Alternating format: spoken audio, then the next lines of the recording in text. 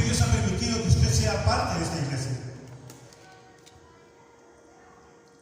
En antelugar lo decía, los propósitos de Dios en nuestras vidas. ¿Y acaso solamente los propósitos de Dios será cuando tenemos a un familiar enfermo? Los propósitos de Dios son en todo tiempo de Dios en nuestras vidas. Yo espero que, terminando este culto, podamos tener una respuesta para qué congregamos, por qué congregamos y por qué estamos en esta iglesia. Bien.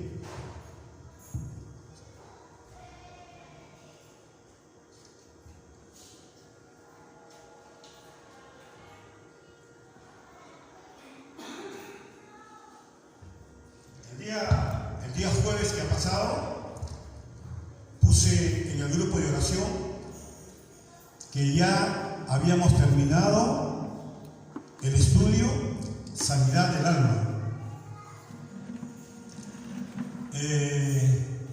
Duró 3 meses y medio aproximadamente, pero yo le doy gracias a Dios porque en esos 3 meses y medio casi nadie faltó. ¿Y saben qué, hermano? Los resultados se dan en el transcurrir de los cultos y de las semanas.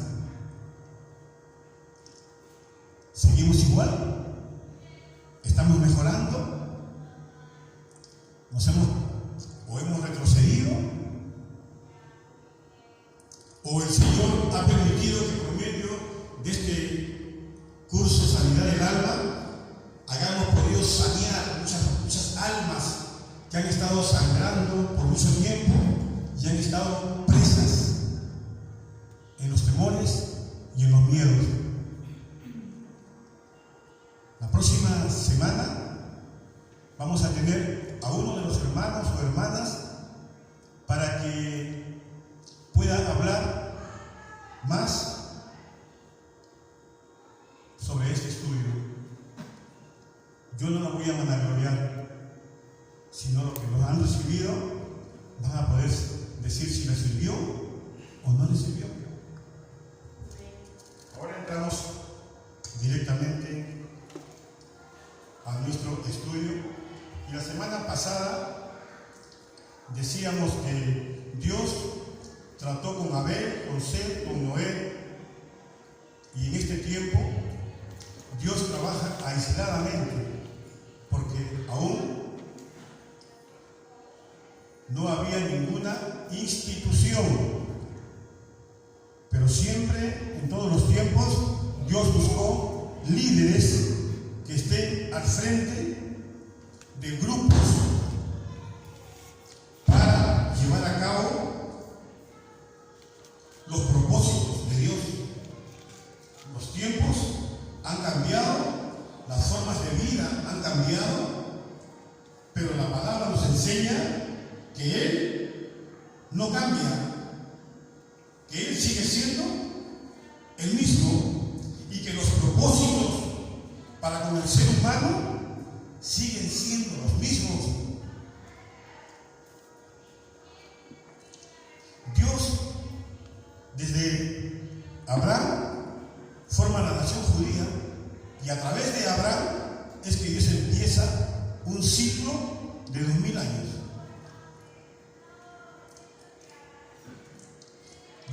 2000 años más. Y Dios opera por medio de su pueblo escogido por Dios. ¿Cuál es la nación escogida de Dios? Amén. Lo sabemos, ¿verdad? Israel. En ese tiempo, Dios escogió a la nación de Israel para por medio de ellos guiar, hablar de los propósitos de Dios. Dios desde Abraham hasta Cristo habla por medio de Israel. Dios desde Abraham nación Israel, Dios lo utiliza a ellos, al pueblo de Israel. Dice la historia, dice, a lo suyo vino y lo suyo no le recibieron. La nación judía, el pueblo hebreo, ellos rechazaron al Mesías. Estamos hablando de 2000 años atrás. Hoy por hoy, ya no estamos guiados por la nación de Israel. Hoy estamos guiados por la iglesia. Es el tiempo que Dios establece la iglesia en este tiempo para que todo el mundo sea guiado por las iglesias. Y dice la palabra que a los suyos vino y los suyos no le recibieron. Hermano, el ser humano por naturaleza no cambia. Por naturaleza no cambia. Tiene que haber algo sobrenatural para que ese corazón pueda tener un cambio, para que esa mente pueda ser diferente. Y ese cambio solamente lo pudieron los antiguos y también en este tiempo nosotros recibir por el poder de Dios.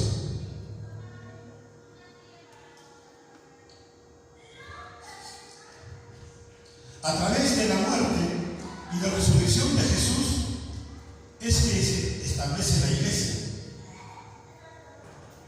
A través de la muerte y la resurrección de Jesús es que se establece la iglesia.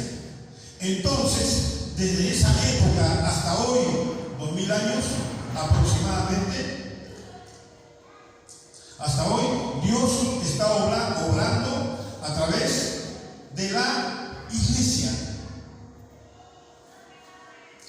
Antes, Dios utilizó a hombres que eran de Israel y hoy utiliza a hombres que son de la iglesia. Y ahora nos movemos hacia el futuro por medio de las iglesias. ¿Qué se habla en este tiempo de la iglesia a nivel mundial sobre las iglesias? Por eso les preguntaba yo, ¿por qué congregas en la iglesia? ¿A qué vienes a la iglesia? ¿Vienes a recibir palabra? ¿Vienes a abrir tu corazón y a decirle, Señor, sé que estás haciendo tu obra en mí, pero quiero pedirte que me ayudes más, porque a veces no quiero ir a la iglesia? O a veces voy a la iglesia solamente para pasar el momento y hacer creer que estoy bajo tu voluntad. Eso y muchas otras cosas más pasan en la vida de los cristianos. Yo miraba por el YouTube con mucha tristeza cómo muchas iglesias en Europa han sido convertidas en salones de baile y en cantinas.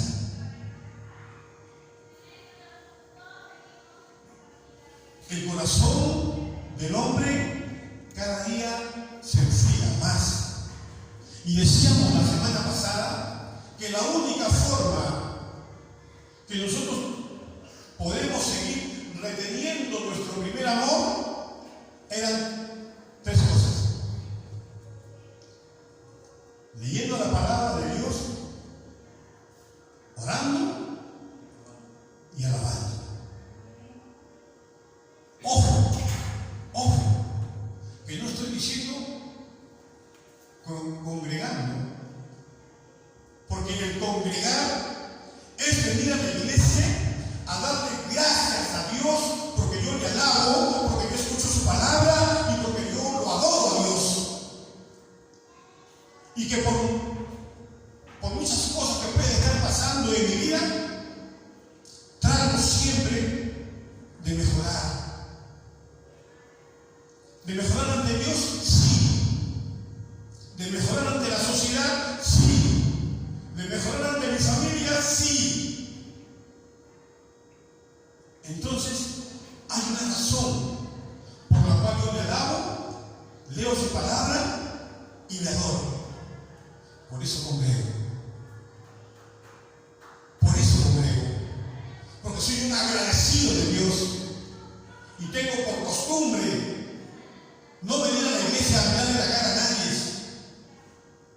sino a nutrirme de la palabra, de poder abrir mis labios y decirle: Señor, gracias por esta semana porque no me fue bien.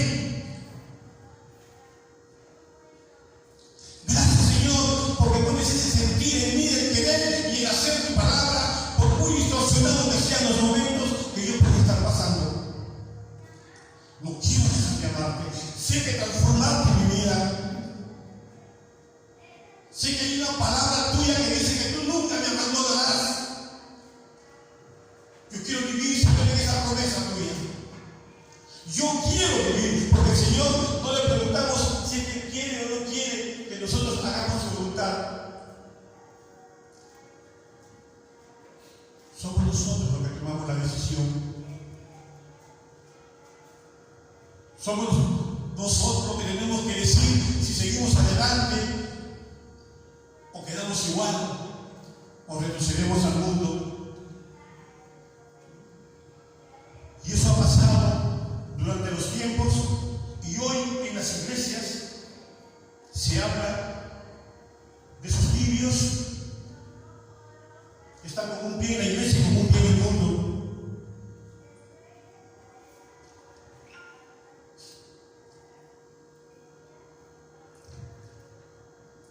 En el capítulo 4, el arrebatamiento o rapto de la iglesia, la palabra rapto no aparece en la Biblia, pero sí en la traducción española, la palabra rapto.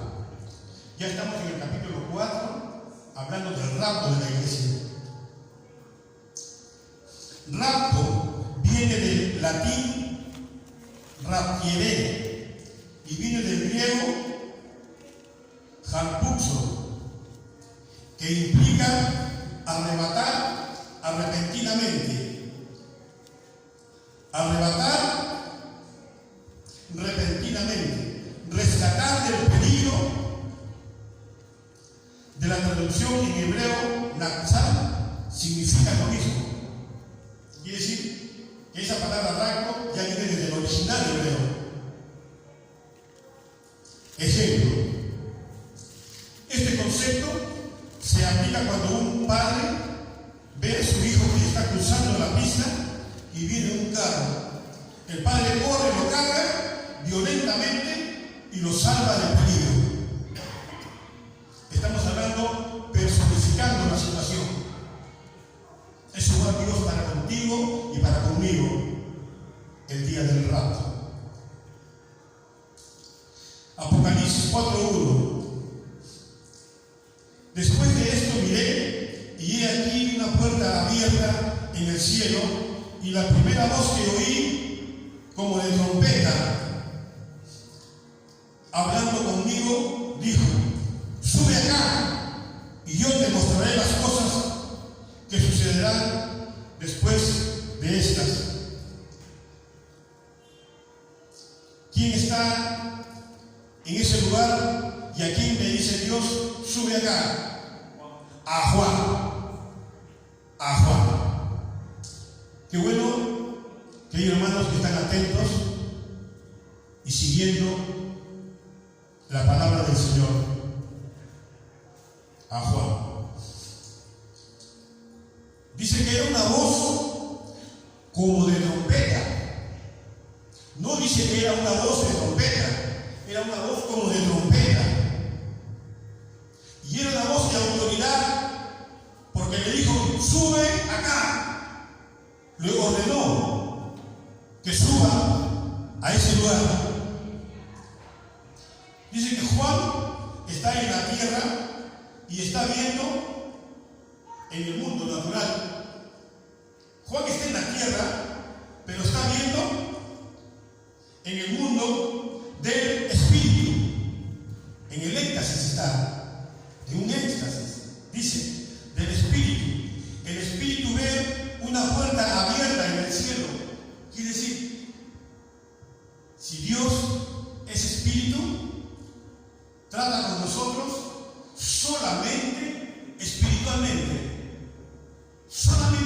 nuevamente, y acá dice claro, el Espíritu ve una puerta abierta en el cielo, y en el momento que ésta está viendo la puerta, una voz le dijo, sube acá.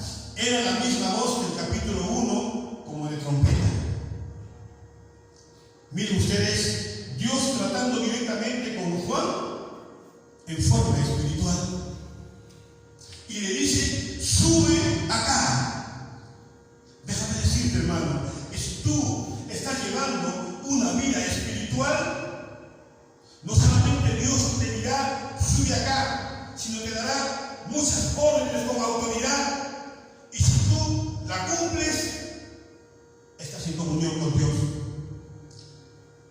Pero repito nuevamente, tienes que estar bien con Dios dentro de tu vida espiritual. ¿Por qué estás en la iglesia? ¿Para qué estás en la iglesia? En el verso 2 del capítulo 4 de Apocalipsis dice, y al instante yo estaba en el Espíritu, dice Juan, y al instante yo estaba en el Espíritu, y he aquí un trono establecido en el cielo, y en el trono uno sentado, y al instante Juan estaba en el cielo.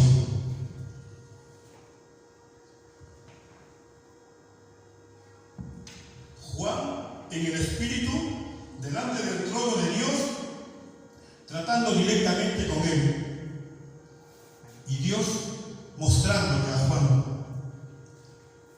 todo lo que él le iba a mostrar, que lo que iba a pasar después del tiempo de la iglesia. El tiempo de Abraham, de Noé, de Jacob, de Moisés, tuvo un tiempo. El pueblo de Israel también fue utilizado un tiempo. Y la iglesia también tiene su tiempo.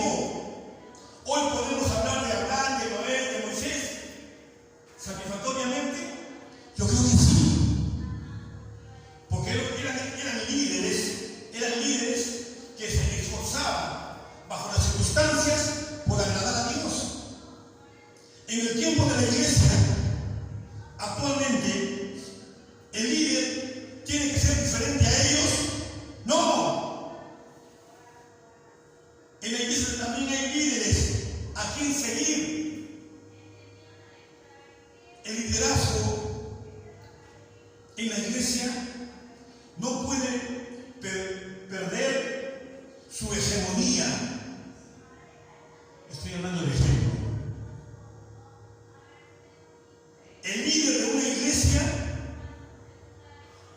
tiene el deber de mostrar la voluntad de Dios en su vida para con todos los miembros de la iglesia. Ser perdonador, ser ayudador, y todo eso lo va a lograr si se deja guiar por el Espíritu Santo. No hay otra manera.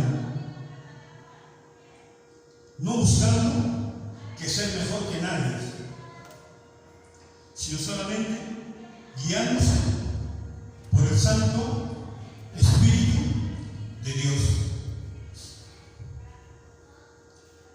Dice que el hebreo es concreto, no hay nada abstracto. Vamos a ver en lo que Dios expresa lo inmaterial. Escuchen por favor. Tomen atención que me voy a demorar poco, pero quiero que quede bien grabado en sus corazones. Lo empiezo. Dice, el hebreo es concreto, no hay nada abstracto. Vamos a ver en lo que Dios expresa lo inmaterial. Dios lo expresa como material y el sentimiento se expresa por medio de la acción. No está diciendo por medio de la palabra.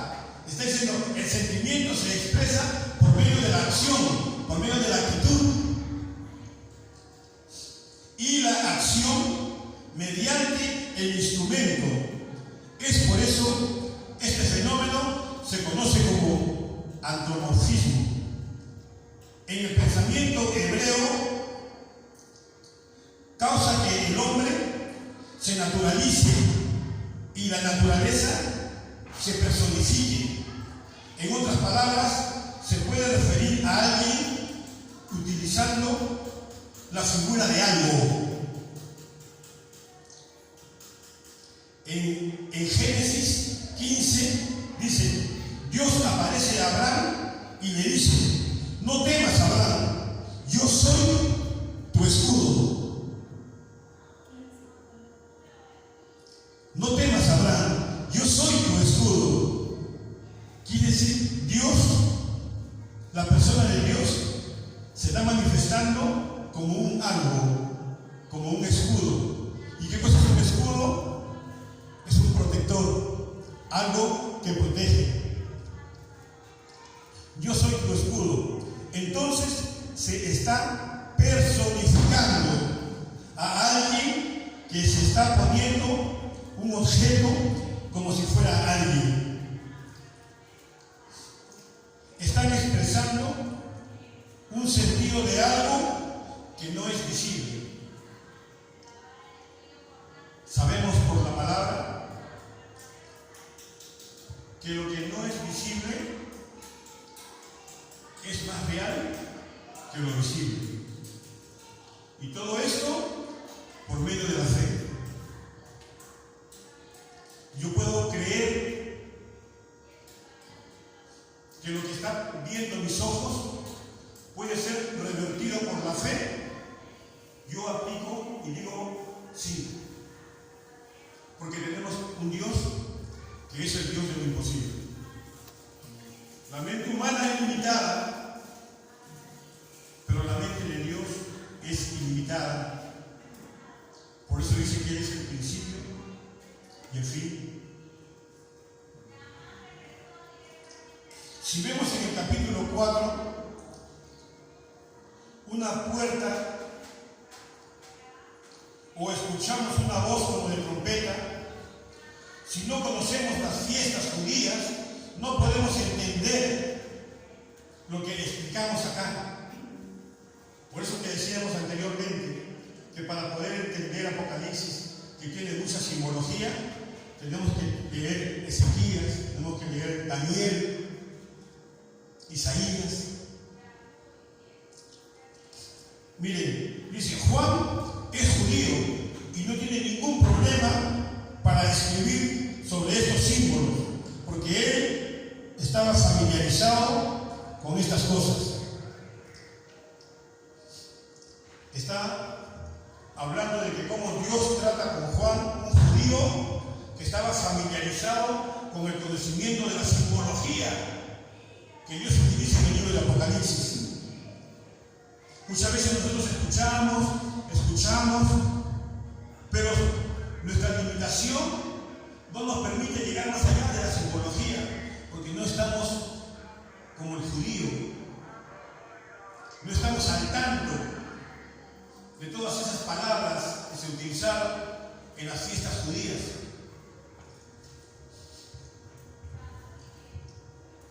Vamos a darle un pequeño tiempo al rapto de la iglesia del capítulo 4, capítulo 1. Nuevamente dice Juan, miré una puerta abierta en el cielo y oí una voz como de trompeta en el cielo que me decía, sube aquí y yo te mostraré las cosas que sucederán después de estas. Juan iba a resumir todo lo que la iglesia iba a pasar. Hablar de profecías es hablar de simbolismo. Aquí se habla de una puerta en el cielo, una voz como de trompeta. Si tuviéramos más arraigo con el pueblo judío, pudiéramos ver que el idioma hebreo es más concreto y el griego más abstracto.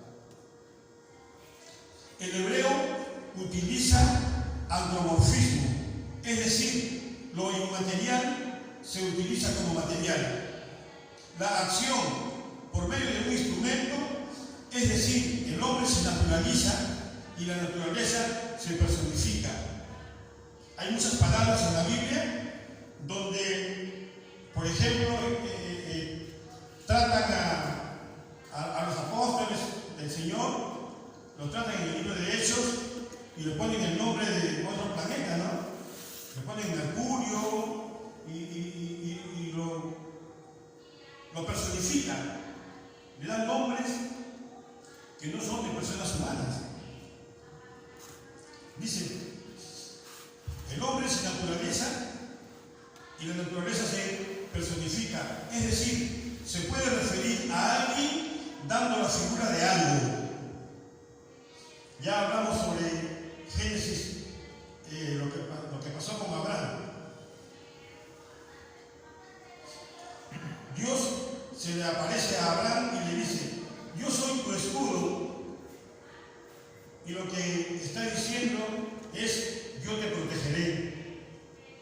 En nuestras oraciones, muchas veces también nosotros no pedimos y decimos, Señor, dice tu palabra que tú eres nuestro pronto socorro, tú eres nuestra fortaleza, ¿verdad? ¿Qué estamos pidiendo ahí?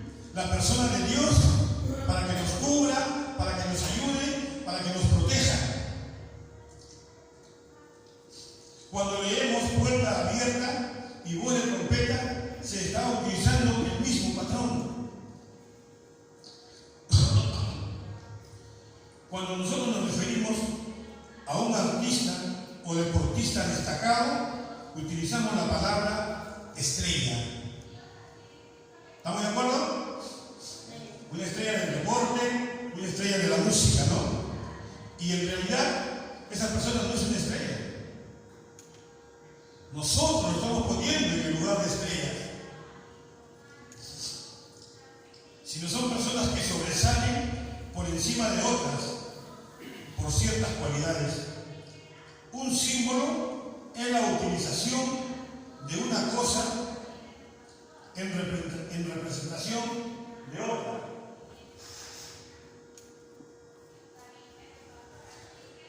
Tenemos que ilustrar las manifestaciones. Tenemos que entender por las cosas hechas, las invisibles que vienen de Dios y su eterno poder y su deidad. La palabra rapto, que no aparece en la Biblia, pero hay componentes que están asociados con este evento. La primera la encontramos en Levítico 23. Dice que hay 7 fiestas solemnes que Dios le dio a Israel. En estas fiestas solemnes, Dios revela algo. Es el programa de Dios. Habla de la venida del Mesías y la sangre de un cordero que tenía que ser derramada en la fiesta de la Pascua para cubrir los pecados. En ese tiempo está hablando de cubrir pecados en el Antiguo Testamento. Y en el Nuevo Testamento ya nos habla de limpiar pecados. Ya no con la sangre de un animal que se cubrían los pecados, sino con la sangre de Cristo que nos limpia de todo pecado. ¿Sabían ustedes que Jesús murió el 14 del Nisan a las 3 de la tarde? Esto es entre las 2 de la tarde. Había la oblación en la mañana y la oblación en la tarde, entre las 12 y 6. Las 2 tardes, ya voy terminando, las 2 tardes, en la Biblia nos dice, en 1 Corintios 5, Jesucristo es nuestra Pascua y fue sacrificado por nosotros. La palabra pesa en hebreo. Hay otras fiestas conocidas por nosotros. Fiesta de trompeta, Guión Terúa. Y el primer día del año, Tishui Bosh, Osana. En el calendario judío, primer día del año, dice 2 cabezas. No es como nosotros que tenemos el calendario solar. En ese tiempo ellos tenían el calendario Y en el calendario lunar, el día sábado es el último día de la semana, el día que Dios escogió para descansar. Y en el calendario solar, María, para nosotros es el domingo, el último día de la semana. Existe una brecha cultural y lingüística entre ellos y nosotros, porque nosotros no estamos familiarizados con su calendario y sus costumbres. Es evidente, hermano, nosotros no podemos llevar una vida como la llevaron en Israel. Muchas iglesias quieren imitar la vida de un judío y quieren ponerla en este tiempo como principio. Yo una vez pregunté si Jesús hubiese nacido en esta parte del occidente del mundo, hubiese estado con túnicas, hubiese estado con terno. Lo adoraríamos menos porque está con terno, o lo adoraríamos más porque está con túnica. Hermano, la túnica es parte de una cultura y el terno y la ropa es parte de una cultura, mas no parte de la obra de Dios, tanto en el pueblo judío como en este tiempo. Hoy por hoy en las iglesias creo que ha cesado un poco eso de estar nosotros fijándonos en la ropa, fijándonos en la vestimenta. No, las hermanas tienen que llevar el vestido hasta los tobillos. Hermano, la vestimenta tú la vas adaptando de acuerdo a cómo vas conociendo la palabra de Dios, porque el que cambia la forma de pensar y el que cambia los corazones es Cristo. No eres tú ni soy yo, porque nosotros somos parte de la iglesia. Si antes te pintabas un montón, pues estoy seguro que el Señor va a tratar contigo y poco a poco dejarás de pintarte hasta que tú entenderás por medio de la palabra del Señor cómo tienes que estar delante de Él. No solamente fijándote en la vida y la ropa exterior, sino en tu ropa interior. ¿Cómo está tu corazón delante de Dios? Eso es estar en una iglesia. No quitar los ojos de aquel que es ejemplo para todos nosotros y se llama Jesucristo. Nosotros nos manejamos bajo otras costumbres y otro calendario. Nos escandalizamos cuando queremos alabar con nuestras costumbres al Señor. Nos escandalizamos y para nosotros, oh, es un horror esto no puede ser. Pues si vamos a cantar como los judíos, vengamos con túnica. Esto no significa que tenemos que llegar a los extremos y cantar cualquier cosa delante del Señor. Tenemos que tener mesura, tenemos que tener respeto por la oración y por la alabanza. Tenemos que tener mucho respeto, pero también nuestras costumbres sociales tienen que alabar y adorar de acuerdo a como somos nosotros. ¿Acaso en la sierra aún no se utilizan los cultos en quechua? ¿Eso es malo entonces? ¿O es la palabra de Dios? Yo creo que es la palabra de Dios. Y cantan su guainito para Dios. ¿Dónde está lo malo? Si lo que sale de tu corazón es lo que le agrada a Dios. Si ese guainito sale de lo profundo de tu corazón y tiene una letra que alaba y adora a tu Dios, bienvenido sea y alabado sea el Dios de la creación. Ejemplo, en el año nuevo algunas personas solo piensan en juerguearse, pero otras que quieren buscar frutos productividad, comienzan a cambiar sus hábitos. ¿No sucede eso en la misma iglesia de este tiempo? ¿Qué pensamos nosotros en la Navidad y en el Año Nuevo? ¿No es acaso tener una buena mesa servida? No nos mintamos unos a otros, ¿eh?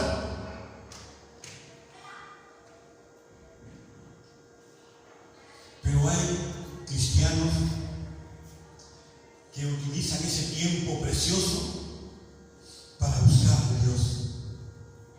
Quiere decir, se profundizan en la espiritualidad y dejan las costumbres del mundo a un lado. El mundo come pavo, yo como palabra. El mundo se alegra y ríe porque viene un nuevo año donde le van a prometer muchas cosas a Dios. Y el verdadero cristiano derrama sus lágrimas porque el año que está terminando no cumplió como cristiano delante de Dios y le dice: Señor, perdóname porque este año no cumplí contigo. Porque quiero, Señor, que este año que venga seas tú quien me ayude. Quiero mejorar. Quiero apartar mis ojos de las costumbres mundanas y quiero ser como una oveja de tu prado. Quiero que alimentes todo mi ser, alimentes a toda mi familia, para que la palabra se cumpla y que se pueda decir que no solamente de pan vivirá el hombre, sino de toda palabra que salga de la boca de Dios. Un corazón constrito y humillado en un año nuevo y en una Navidad es agradable a Dios. No esperando las 12 de la noche para partir el pavo y tomar foto y ponerla en el Facebook y decir: pasé una notable Nochebuena. Esa Nochebuena será notable para el mundo, pero no para Dios. No para Dios. Y eso tenemos que entenderlo, sí. Que hayamos caído en nuestros errores puede ser, pero aquí estamos para rectificarnos. Aquí estamos para rectificarnos por medio de la palabra. Yo no soy el que transformo. Yo más bien necesito ser como ustedes, transformados. Entonces que la palabra nos ayude a todos a seguir cambiando, a seguir mejorando, a seguir amando.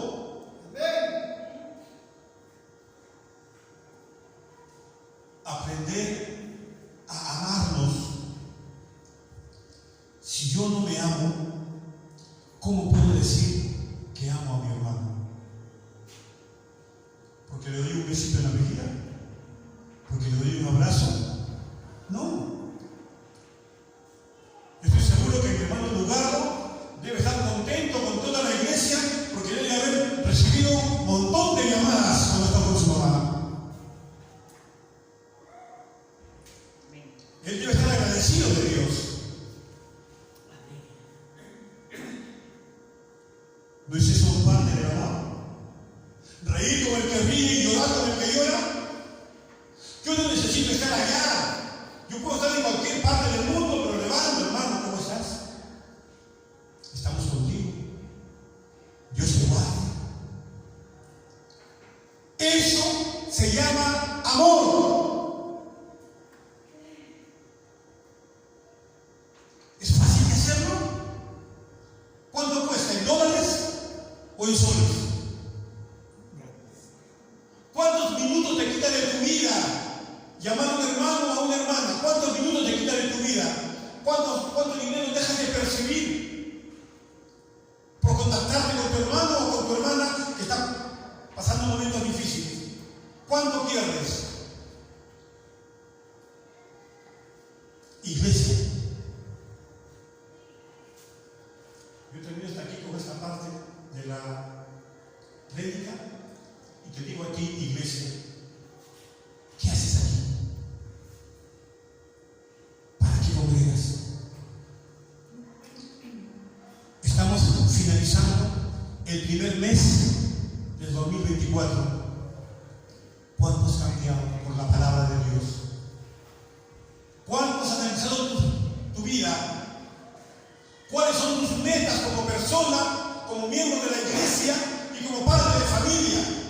durante este año? ¿O todavía sigues viviendo el día a día? ¿Todavía sigues viniendo a la iglesia por nada? ¿Te has puesto a pensar en eso? ¿O ya estás pensando, Dios quiera que el día de mañana ya haya trabajo, porque qué va a hacer de mí toda esta semana?